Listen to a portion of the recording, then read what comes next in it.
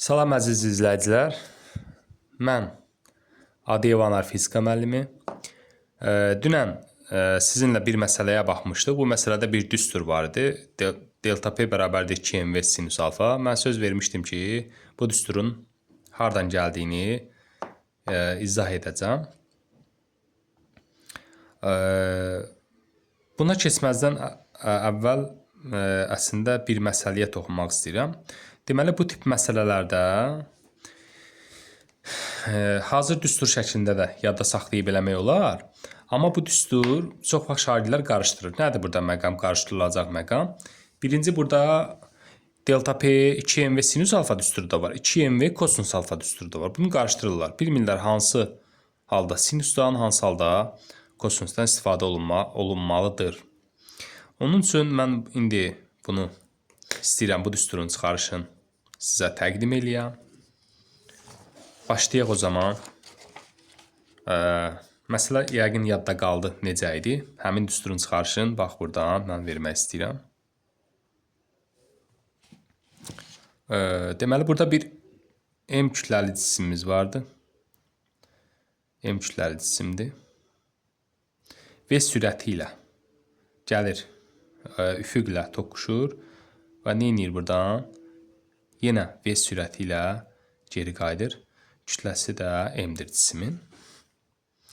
Bu zaman belə bir sual meydana çıxa bilər ki, bəs necə olur ki, müəllim, bu cisim gəlir, səthlə toqquşur və yenə eyni sürətlə qayıdır?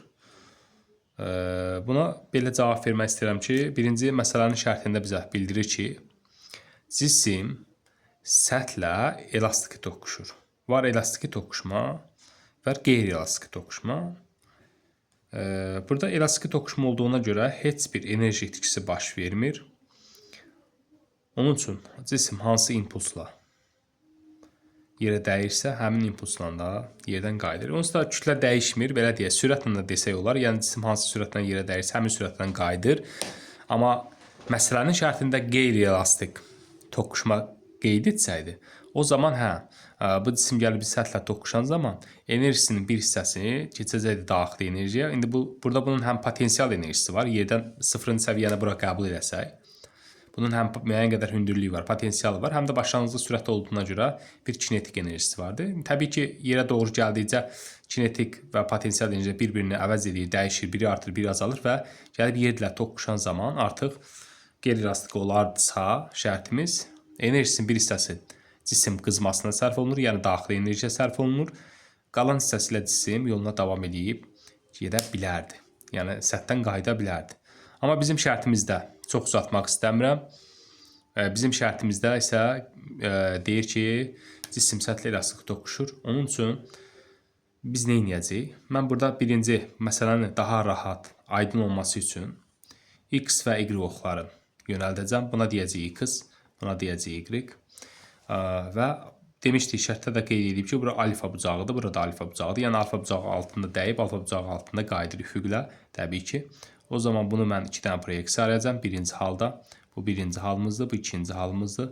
Dəymə halı, yerlə toqquşmamışlar öncəki halı, bu da sonraki halıdır. Birinci halda bu sürət verdirsə, bura alfadırsa, bunu deyim, bura alfa olacaq. Niyə? Çünki riyaziyyata keçib bir nəzər salsaq, iki paralel düzxət üçüncü ilə kəsişibsə, bu zaman uyğun, bax, bu bucaqlar daxili çarpaz bucaqlar adlanır və bir-birinə bərabərdir. Təbii ki, bu bucaq da bu bucağa bərabərdir.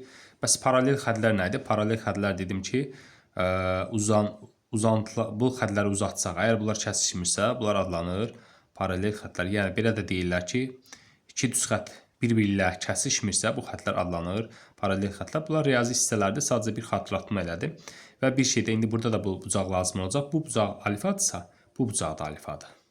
Bunlar deyirlər daxili bir tərəfli bucaqlar. O zaman onda buranın hissəni silim. Aşağı hissə artıq aydınlıq gətirdik. Burada bu tərəf olacaq onda, bucaq olan tərəf demişik olacaq V. V bura kosinus alfa. Bucaq olan bura olacaq isə V sinus alfa. Belə. Sonra gəlib qaydanda da yenə üfüqi istiqamətdə bucaq buradırsa, bucaq bura olacaq alfa. Dedim niyəsin. Bayaq dedim, az öncə qeyd elədim. Bura olacaq alfa, onda olacaq alfa uzaq olan tərəf V kosinus alfa. Bu da olacaq nə? V sinus alfa. Artıq proyeksiyalarda ayırdıq. Öncə bunu qeyd edeyim ki, biz hansı düsturun çıxarışını verməliydim mən? Delta P bərabərdir 2 dənə MV sinus alfa düsturunun çıxarışını təqdim etməliydim. Gəlin indi baxaq.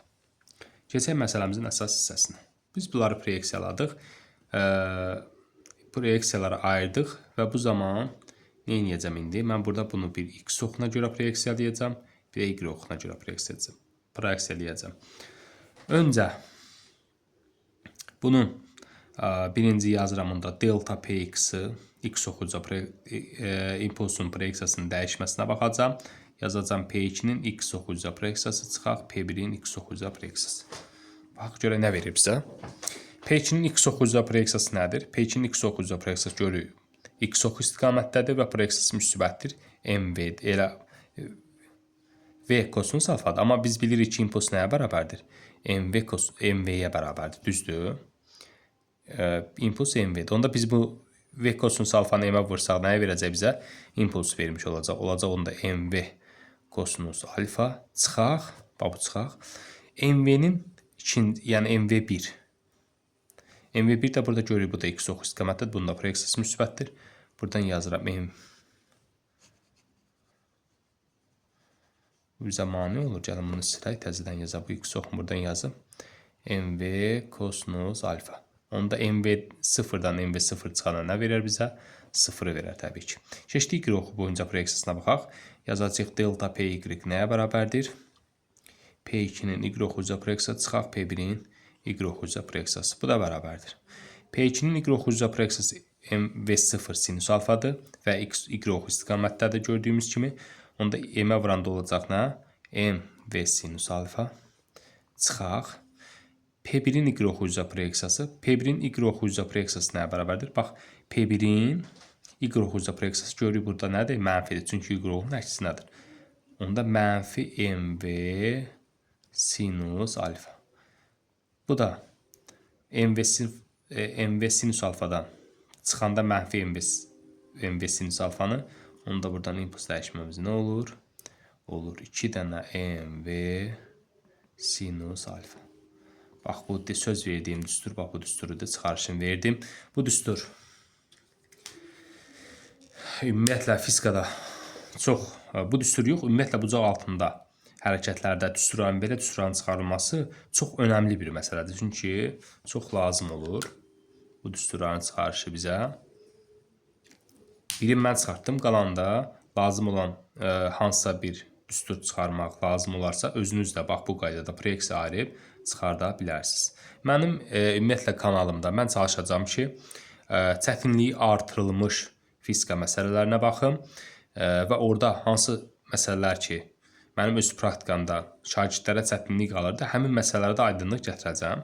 İndi üzrlü sayım biraz burada marker təzədir deyə qalın yazır. Tam bəlkə də haradasa oxunmur, amma danışa-danışa etdim ki, siz biləsiniz ki, söhbət nədən gedir. Qaralama düşsə belə biləcəksiniz artıq. Dərslərimizə qoşulmaq istəyənlər, həm onlayn dərslərimiz var, həm canlı dərslərimiz var. Canlı dərslərimiz Saray qəsəbəsində keçirik. Dərslərimizə əlaqə üçün nömrə qoymuşam burada, qoşulmaq üçün. Və dərslərimiz şagird bilik səviyyəsi yoxlanıldıqdan sonra zəmanət verilir. Zəmanət verilir dərslərə. Bir də onlayn dərslərimiz var. Onlayn dərslərimizdə bax bu qaydada Zoom-dan, YouTube-dan, Face üzərindən, müxtəlif platformalardan canlı şəkildə izləyib, həm də eyni vaxtda müəllimə sual-cavab da etmək olur Zoom platforması üzərindən. Yəni evdə otura-otura, burada müəllim nə isə izah edəndə, başa düşməyəndə soruşmaq mümkündür. Bu qədər. Diqqətiniz üçün sizə təşəkkür edirəm və kanalıma abunə olub, həm YouTube, həm TikTok kanalımda abunə olmağı sizdən xahiş edirəm. Abunə olaq ki, daha çox insana yararlana bilsin dərslərimizdən. Bu qədər. Növbəti dərslərimizdə görüşənədək.